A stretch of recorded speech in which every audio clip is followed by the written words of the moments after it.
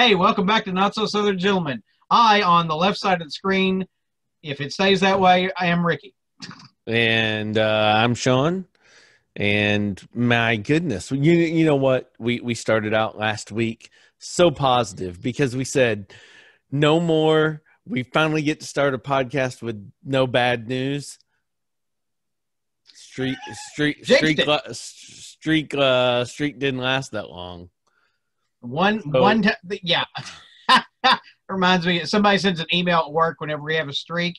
I see it at day one, next day. Day one.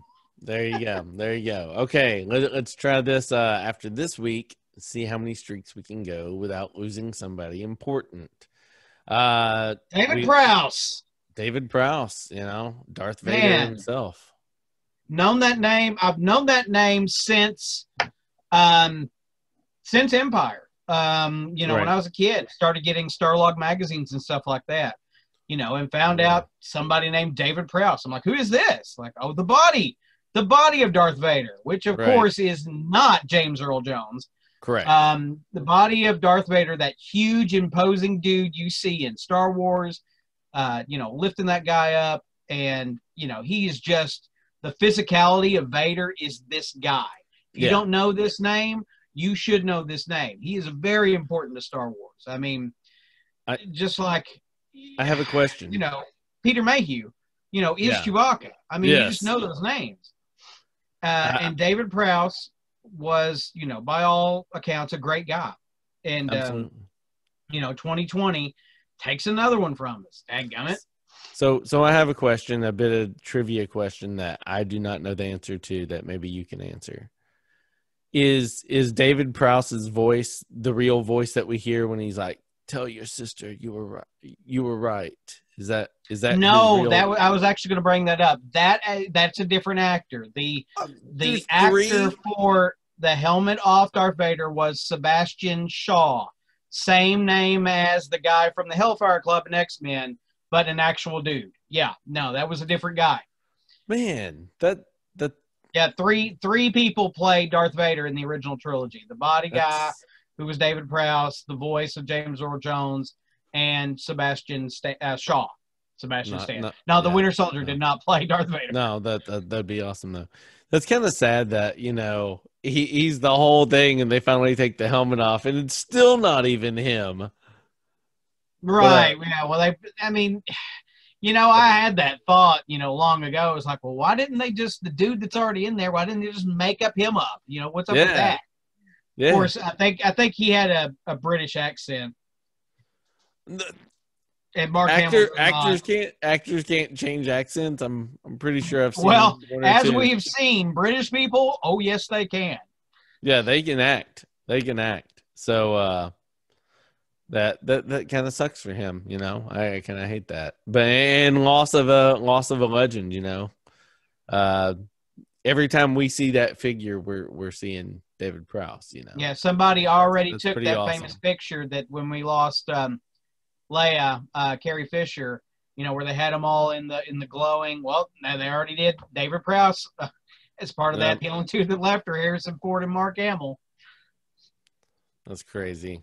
That is crazy and sad.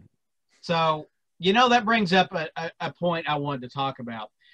Starlog magazine. How long has it been since you had one of those? Because I had some great memories of Starlog. I don't know, man. I've seen them at your place, at your apartment. And probably a few in the boxes up in the attic area. So my favorite thing about Starlog was, it was the internet for us, in the 80s. You learn things like the missing scene from Empire where Vader chokes out the two Imperial guards. What? That happened? And they have pictures. You couldn't see the video, of course, because it's a magazine, but they had pictures from the, like, oh, it's real. And then, they had Sebastian Stan was the, blah, blah, blah. And, talked about David Prowse behind the scenes. Oh, yeah. Yeah, and then talk about upcoming movies, the insider movie stuff. Like I had one that was, I think I've told this story, but I had one that described this upcoming movie with Keanu Reeves, who was just off, who was always Bill and Ted, and it's called The Matrix. And he's, he lives in a computer simulation and doesn't know it. And it's like, this movie sounds horrible. Keanu Reeves. Technical difficulties. Sorry. It's part of the process. So let's talk about some good news. There's still a bunch of people ready for this Daredevil thing to happen, including Vincent D'Onofrio, who is championing a return as a Kingpin. I, of course, am on for this. Daredevil is the best thing that came out of the Netflix Marvel. To 100%. Yes. Can't tell me any different. Sean, how quickly would you greenlight a new Daredevil? Anything? Movie, series? Immediately. I mean, maybe he should be in Spider-Man 3 as well. Amen, I mean, brother. We're throwing everybody in Spider-Man 3. Let's just add Daredevil as well. Why not? Charlie Cox, what are you doing? Nothing. Come on. Exactly. Let's do it. That's right. And Vincent D'Onofrio just, crushed it as the Kingpin. No pun intended there. I mean, just one time, wouldn't you love to see Spider-Man versus Wilson Fisk in an all-white suit, Vincent D'Onofrio style? Dude. Would you, though? Because yes. Spider-Man can lift like 40 tons, and Wilson Fisk is just a dude. Dude, it's always been a fight. It's always a fight. You got to make it a fight. I know, but I mean, when you think about it, I mean, of course, Spider-Man's always fighting like regular dudes in the movies too, and they're like, he's getting, I got a hit. Like, what? You can almost take a bullet. What are you doing? He's fine. It's all good. I want to see it. Yes, I want to see Vincent D'Onofrio versus Tom Holland. Him just delivering one-liners left and right, just pissing Fisk off. Oh, yes. See, that's what I want. Yes. His brain starts oozing out of his ears, blood shooting out of his nose. I'm going to kill you. Do it. Yes. I would. I'm all for it. Yeah. And it'd be great, to have, because if you think about it, this new Marvel TV stuff is all going to be in the same universe. Just have all these guys in New York just running at each other left and right. Like, Moon Knight, what are you doing here? Daredevil, what are you doing here? This is my beat. Stay in Hell's Kitchen. It'd be awesome. It'd be awesome just to have constant mashups, Mm-hmm. Basically, just why don't you do a Marvel team up live action series?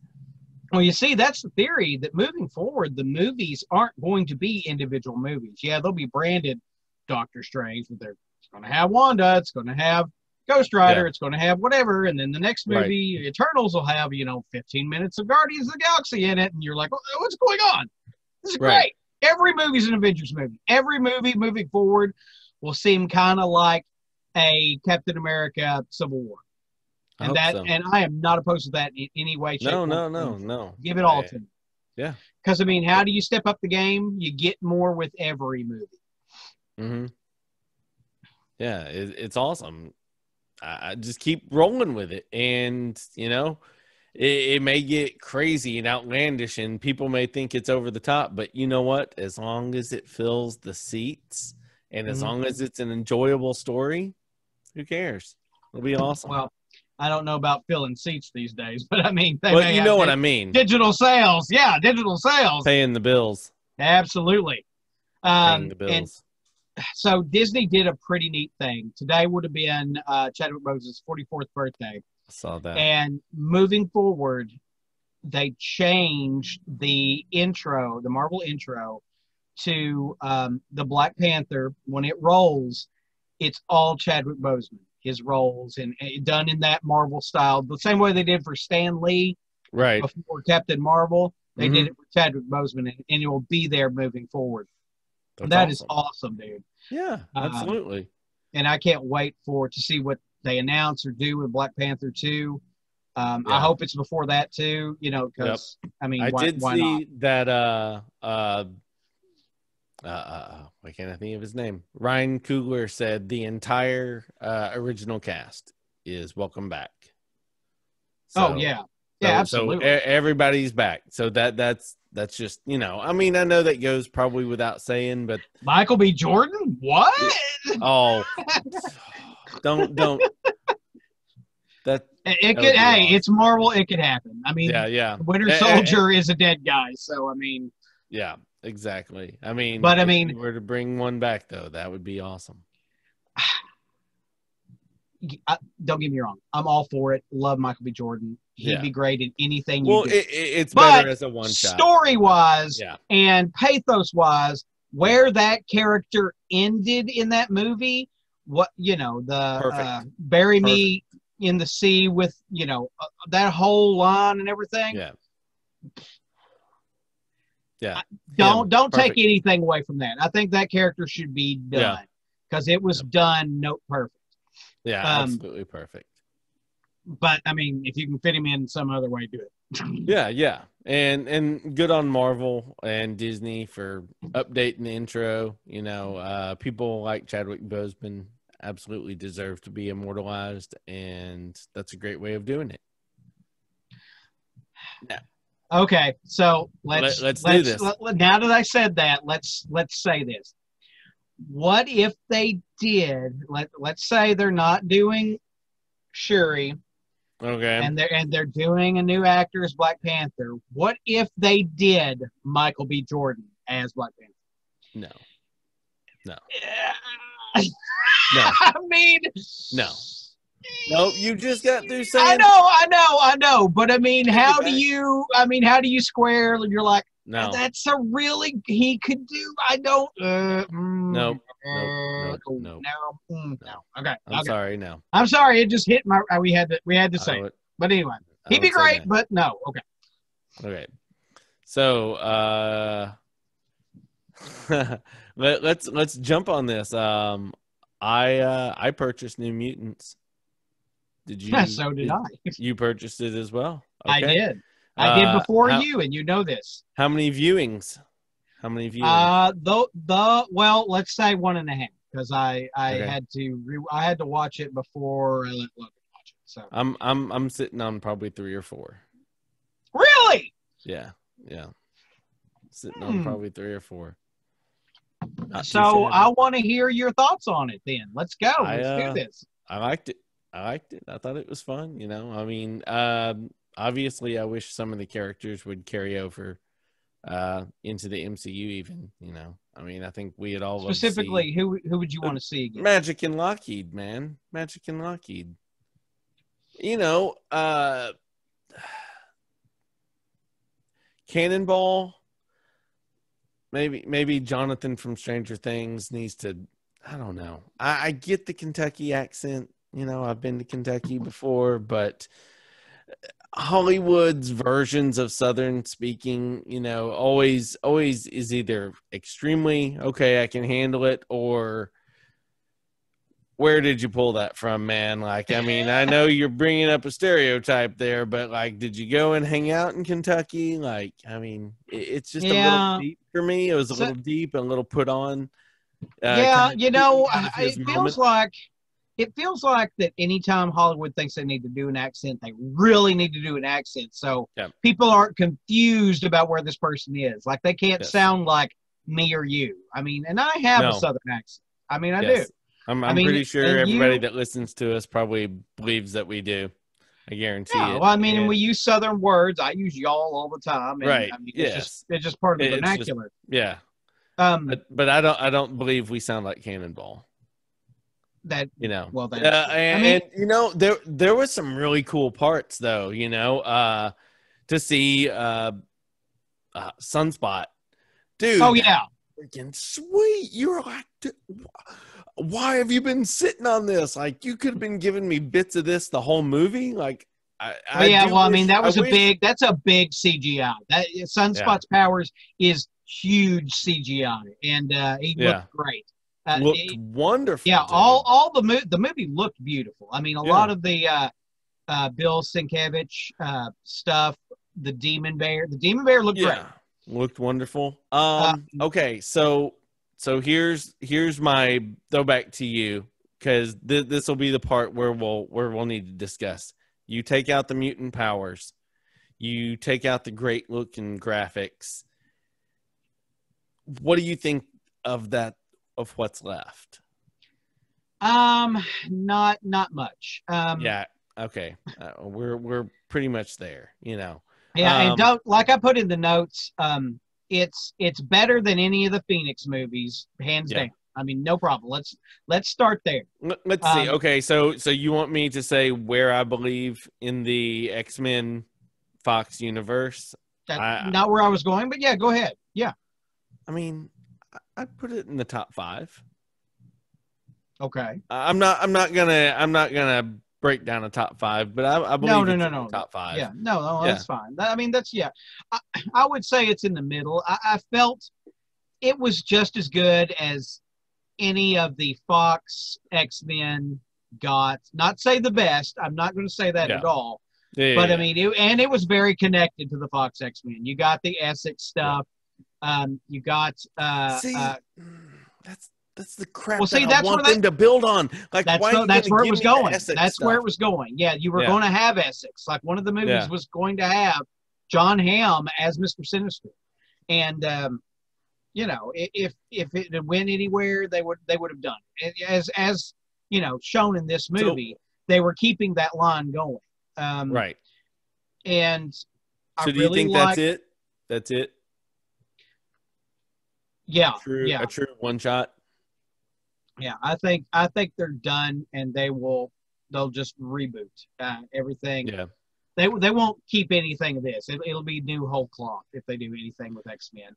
I love Anna Taylor-Joy as Illyana.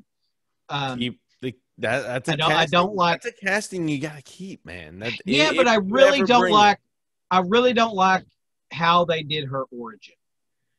I got you. Because,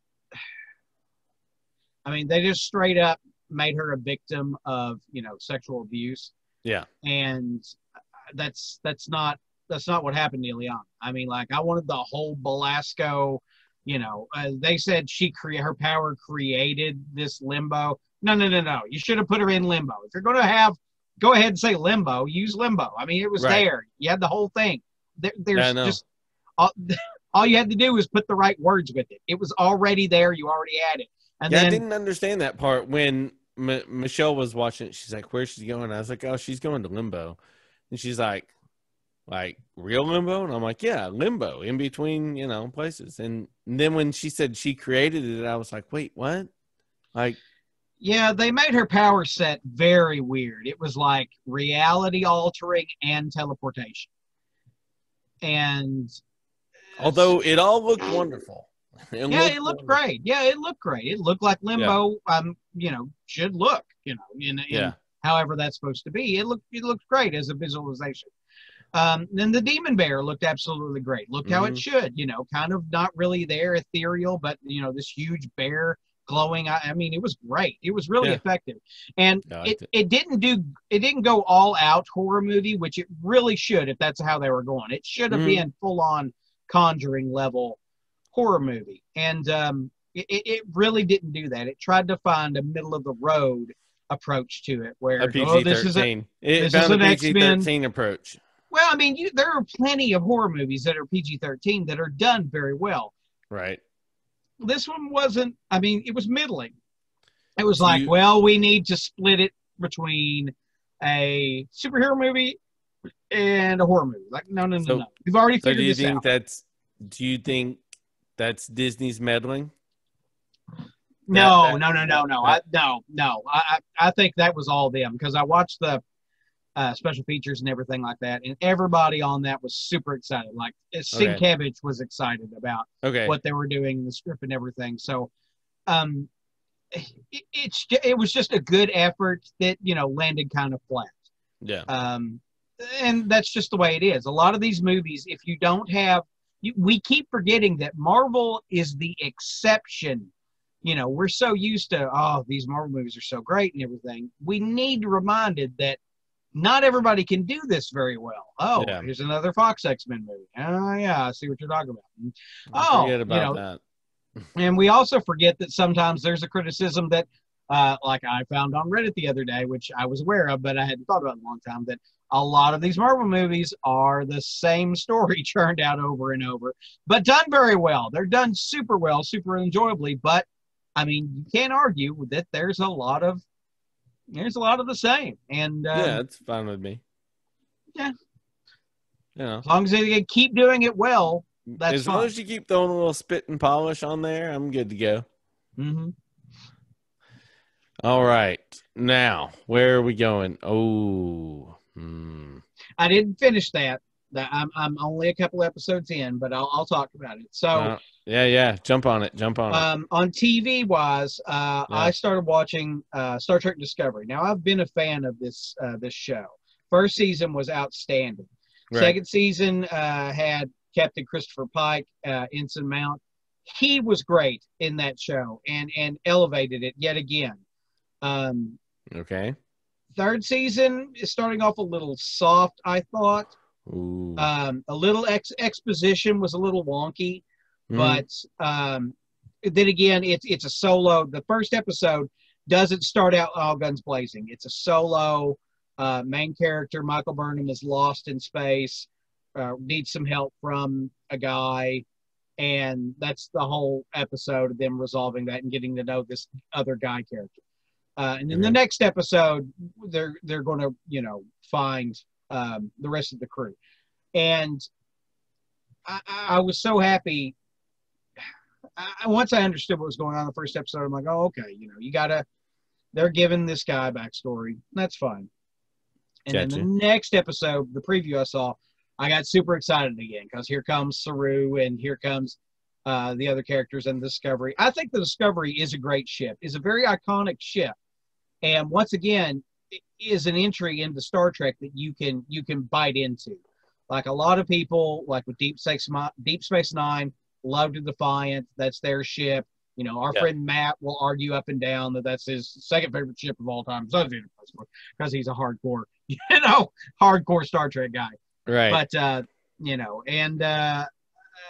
I don't know many fans of Voyager, but Voyager was a great ship design. That's one of the things about Star Trek that is enduring. They do have some great ships.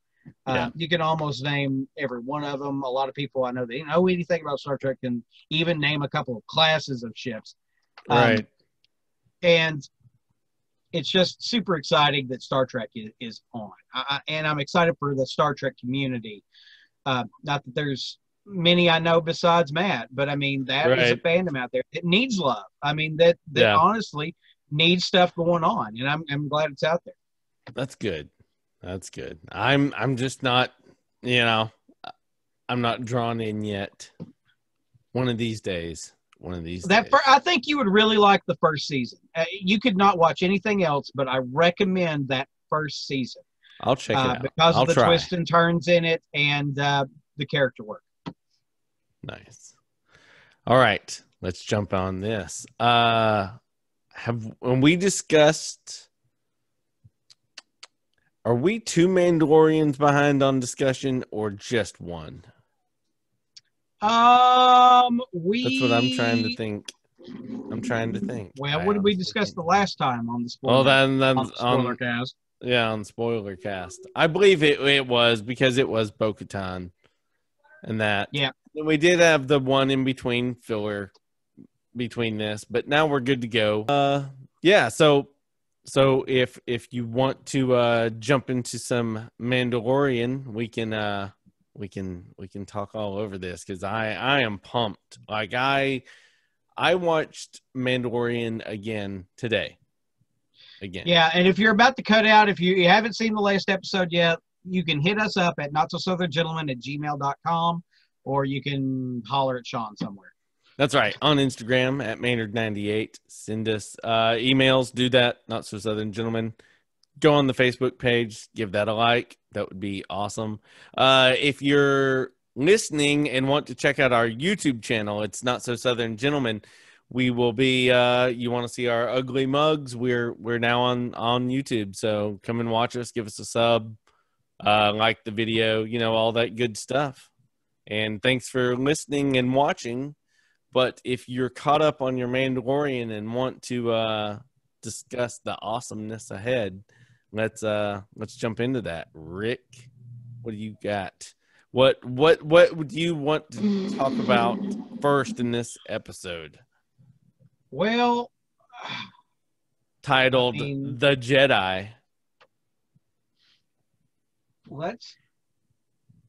Let's talk about how amazing seeing a lightsaber battle is in in live action. Ahsoka Tano is in this episode, and immediately, man, whole episode, it was done. Dave Filoni, he wanted it and he got it. He wanted a grand slam and he nailed it, man. Oh, she looks great, you know, and I saw some little complaints about, well, her tails aren't that long. Whatever, dude. It looked great. She looked great. On absolutely point. Wonderful. The setting was amazing.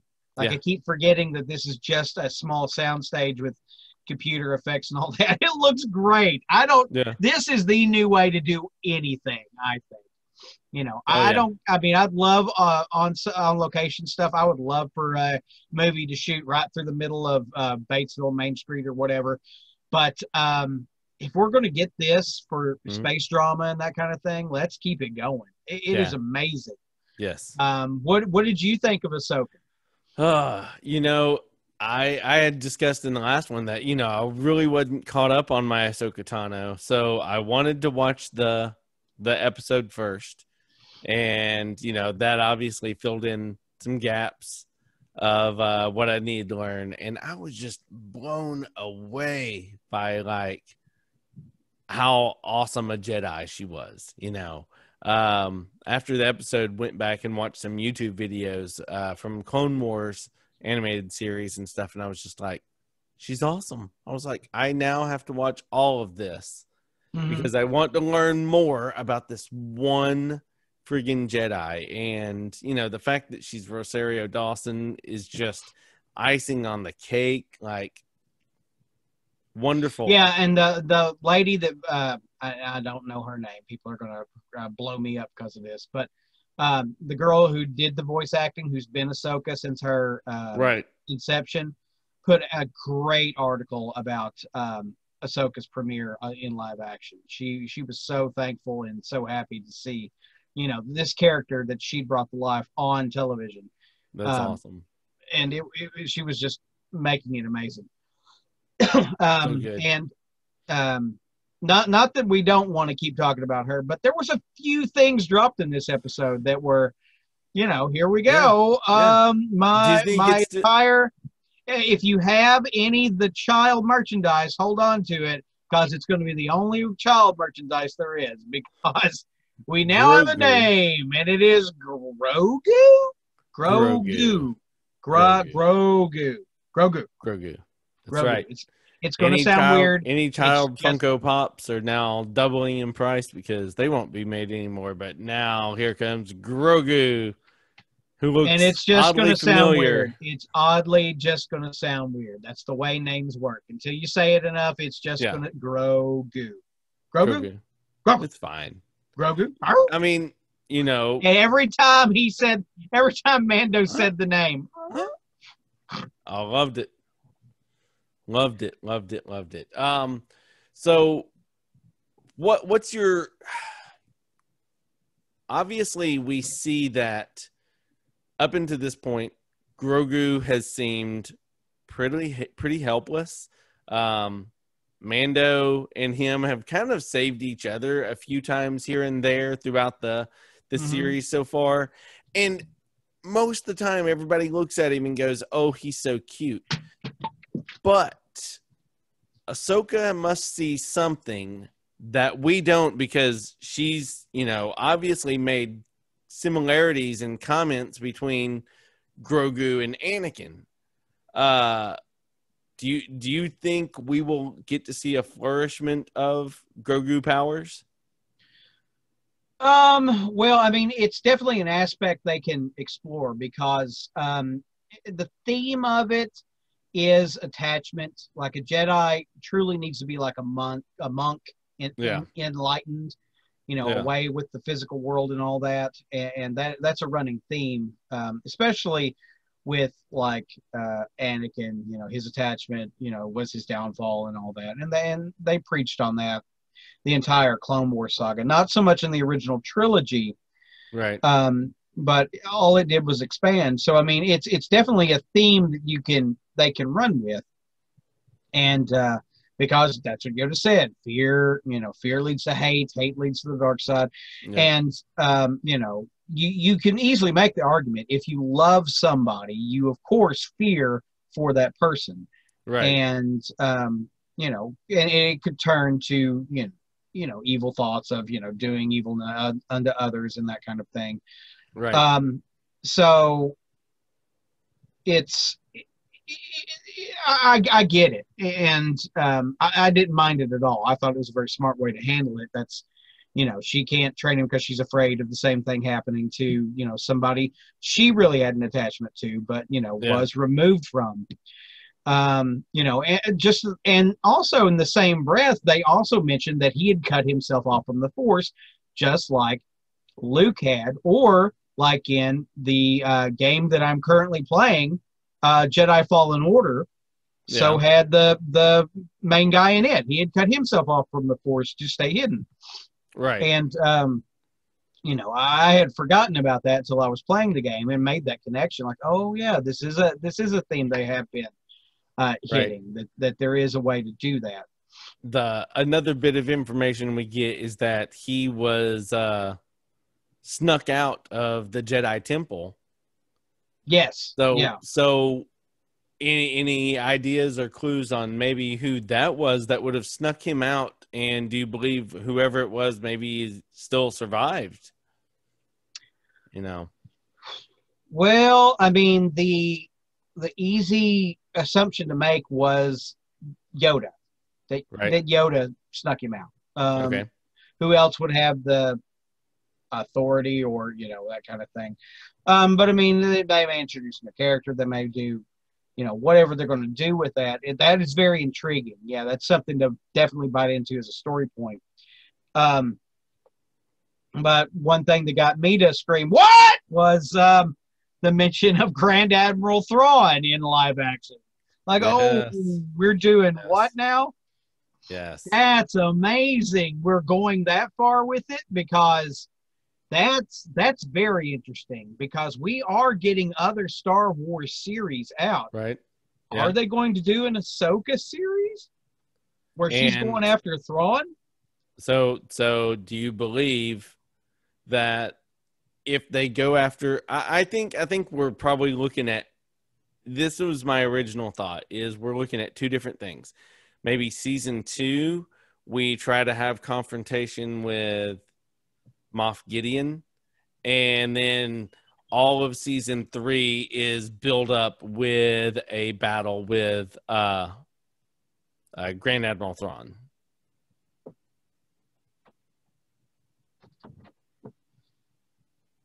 I don't know.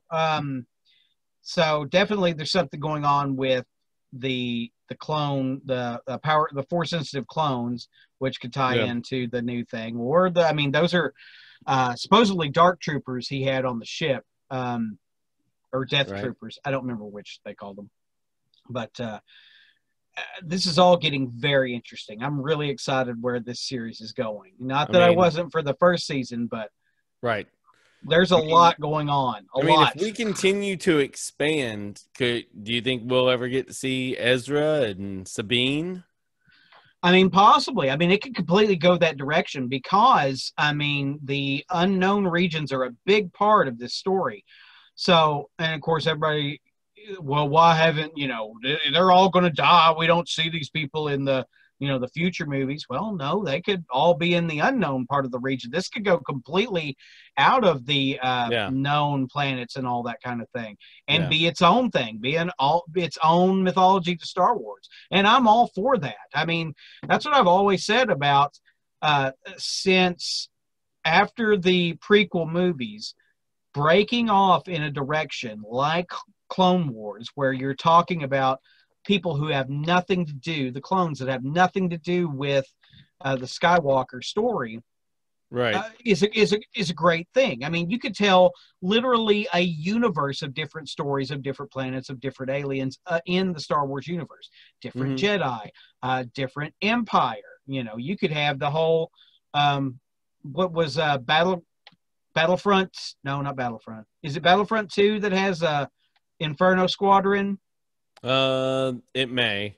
Don't Yeah. give You me. know, I that haven't whole. played that very much. Well, that's a fun one too. But I mean, it's about, you know, a group of TIE fighter pilots that break off and do, you know, join the rebellion and that kind of thing. Right. And that's all wonderful storytelling. I mean, because it's in a game, it's one thing, but you could do stories or movies in the exact same vein. I mean, I'm all in for something other than Skywalker. Absolutely. Yeah. More. Yes. Because I ain't gonna lie, I definitely enjoyed watching somebody new wield lightsabers, you know, other than just Luke or I don't know. Ray really or Vader. Yeah, Vader, you know, somebody. And that's all, you know, and not to put anything on Ray, but I mean, still Skywalker story. I mean, let's be done with that. Let's move on to something different. It was nice. It was nice. It was a fresh, you know, it was really good. And not to mention, Mando keeps growing as a character so much more all the time. Like, for a guy that we don't see his face, you get him, man. Like, I sympathize with all of the stuff Mando goes through, and you know, I just like him more and more as a character every week. No, take the blue wire and put it where the red wire. What? No, not the red. Don't put the red wire back. Put the blue wire where the red. Don't touch. Don't touch them. I love it. Love it. Feel that. I have felt that emotion personally on so many times. Yes. So good job, Mando.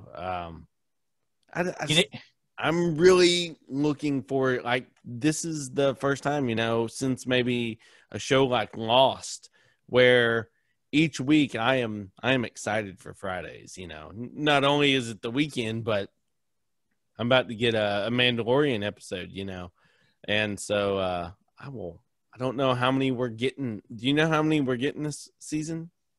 I think 10. I think it's 10. Okay. So I got a few more weeks of happiness. A few more weeks. Hanging in there. Yeah, and so not, and also Sean Bean. You mean Michael Bean? Yeah. Michael Bean in there. Johnny Ringo. Great. Absolutely. And he almost was Johnny Ringo. In fact, I think the same thing happened to Johnny Ringo. But yeah, I think that was definitely a throwback to some Johnny Ringo, you know. Say when. Say when. Love it. I'll be your Huckleberry. Oh my goodness, that was terrible. I was just having fun. I wasn't. So good. So all right, Lunger, let's do it. Yep. Michael Bean but and really and don't get me wrong, Mandalorian is not the end all be all. Right now, I have problems. I have problems with the acting. I have some problems with the dialogue, but I skim over them happily and watch the eye candy and I just jump for joy with the child. And you know, you can just like anything else. You got to start calling him Grogu, man. Go right ahead. You got that covered. All right. Just like anything else, you can pick anything apart. I'm not going to do it with this because I love it. Not because I'm afraid it'll go away. If it was really bad, I would tell you it's really bad. It is not really bad. There's nitpicky stuff I could do, but I'm not going to because the rest of it's great. So good. Love it. Absolutely love it. It's the cranberry sauce with my turkey and potatoes and gravy. I just push it to the side. I'm good. Just go. Good job. All right, man. Does that wrap up this episode? Well, it does, unless you want to talk about Transformers rumors, which, I mean, Well, I mean, yeah, it doesn't. I just figured we already cut the audio, or for we cut some. All right. It's fine. No, I just want to see the Galvatron and the proposed Rodimus Prime. So, well, I mean, there's gonna be a new Rodimus Prime, so you gotta, apparently they are doing so they already did, like, this is like the fourth time they've released Ultra Magnus, but they did a Earthrise Ultra Magnus, which was Cybertron mode, but they are doing an Earth mode Ultra Magnus for Earthrise, which we've already seen pictures of the toy and everything, and it looks great. The only one left, Galvatron and Rodimus, my boys. I mean, we were just watching and I did want to say yesterday, my son Hudson was watching Transformers the movie. Yes. And he's like, "Oh, Daddy, those toys are in the. Can I get the toy?" I'm like, "Yes, you can get the toys." And he got all the toys of the characters that were in the movie and was playing with them and watching the movie. Good job. Encouragement. I was like, "Yes, it's happening! It's happening!" He's so happy. So happy. Very good. Very good. All right, that's it. All right, done. That's it. He's done. For Not So Southern Gentlemen, I'm Sean. And I'm the guy on the camera on the left. I'm the guy. And I'm on the guy. Right. I'm the guy. My right. You're left. My right. I got you right here. Thanks for listening. Thanks for watching. Y'all have a good one.